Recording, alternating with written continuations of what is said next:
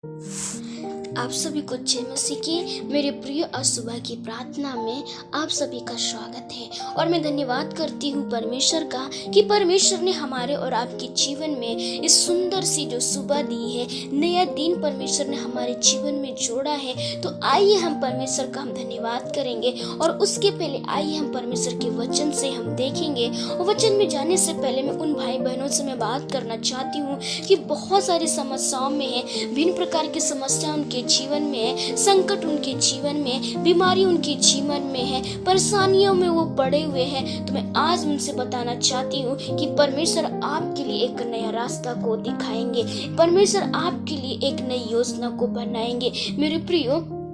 हो सकता है कि आप संकट के समय में एक आशा लगा कर रखते होंगे कि मैं इस परेशानी में हूँ, दुख में, बीमारी में हूँ, तो मेरे अपने लोग, मेरे दोस्त लोग, मेरे प्रियजन लोग जो मुझे जानते हैं, मुझसे जो प्रेम करते हैं, क्या वो मेरे परेशानी में आकर वो मदद करेंगे। हो सकता है कि आपको जब मदद ना मिले तो आप निराश हो जाते हैं, हताश हो जाते हैं, और आप टूट जाते हैं, और आपका विश्वास भी टूट जाता है, और आप बहुत ही निराश हो जाते हैं। तो आप क्या सोचते हैं कि किसके ऊपर मैं विश्वास रखूं कि जो कि मेरी मदद करे, मुझे तुच्छ ना जाने, अपना मुंह ना छिपाए, और हमारी प्रार्थना को वो उत्तर दे, और जिस समस्याओं में हम फंसे हैं उस समस्याओं से भी हम निकल जाए। तो आइए हम परमेश्वर के वचन से हम देखेंगे। भजन संहिता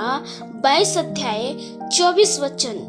यहाँ पर इस प्रकार से लिखा है, क्योंकि उसने दुखी को तुच्छ नहीं जाना, और न उससे घृणा करता है, और न उससे अपना मुख छिपाता है, पर जब उसने उसकी दुहाई दी तब उसकी सुन ली। मेरे प्रियो, जब दाऊद क्या होते हैं, परेशानी में जब होते हैं, समस्याओं से उनके जीवन को गुजर के चलना पड़ रहा है, तो वो क्या करते हैं, परमेश्वर की ओर अपनी आंख लगाते हैं, और परमेश्वर उनके लिए रास्ता को। दाऊद इस बात को जानते हैं कि परमेश्वर जो है सिर्फ वही हमारे दुख के समय में वो हमें तुच्छ नहीं जानते हैं, और ना ही वो हमसे घृणा करते हैं, और ना ही वो हमसे अपना मुंह छिपाते हैं, और बल्कि जब भी हम उनको पुकारते हैं, परमेश्वर से हम अपनी प्रार्थनाओं को रखते हैं, तो परमेश्वर हमारी प्रार्थनाओं को वो सुनते हैं। इसीलिए वो किसी मनुष्य से वो सहारा नहीं लेते हैं, मनुष्य से किसी से वो हेल्प नहीं लेते हैं, बल्कि परमेश्वर के पास आते हैं, और परमेश्वर उनकी प्रार्थनाओं को सुनते हैं। मेरे प्रियो, अगर आप भी ऐसी मुश्किलों का सामना कर रहे, विपरीत परिस्थिति आपके जीवन में, संकट आपके जीवन में, परेशानी आपके जीवन में, चिंताएं आपके जीवन में, तो आप भी प्रभु यीशु मसीह के ऊपर विश्वास रखें, परमेश्वर के ऊपर विश्वास रखें। परमेश्वर आपको तुच्छ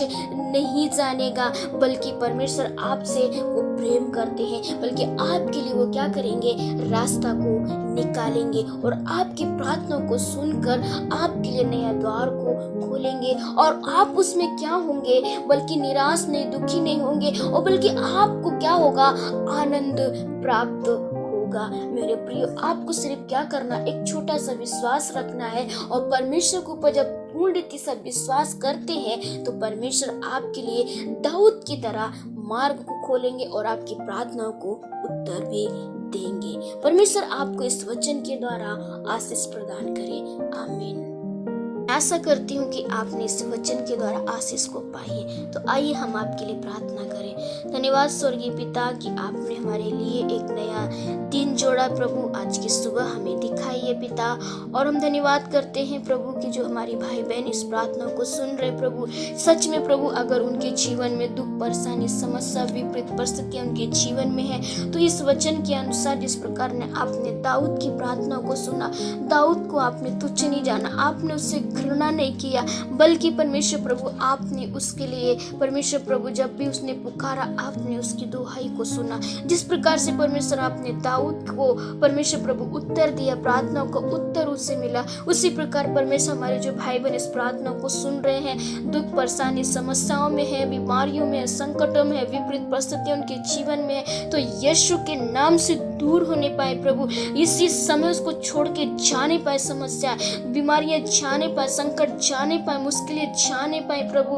और परमेश्वर प्रभु वो पूर्ण रीति से आपके पर विश्वास करें और आज का पूरा दिन परमेश्वर प्रभु उनके लिए आशीषमय होने पाए। उनके पूरे परिवार को आप सुरक्षित रख के संभाले और उनके लिए आप एक नई योजनाएं बनाए। जो हताश है, निराश है, उनको परमेश्वर शांति दीजिए और अपना आनंद उनके जीवन में उंडेल दीजिए। धन्यवाद प्रभु, आज के पूरे दिन को हम आपके हाथ में देते हुए इस प्रार्थना को आपके नाम से हम मांग लेते हैं, आमीन।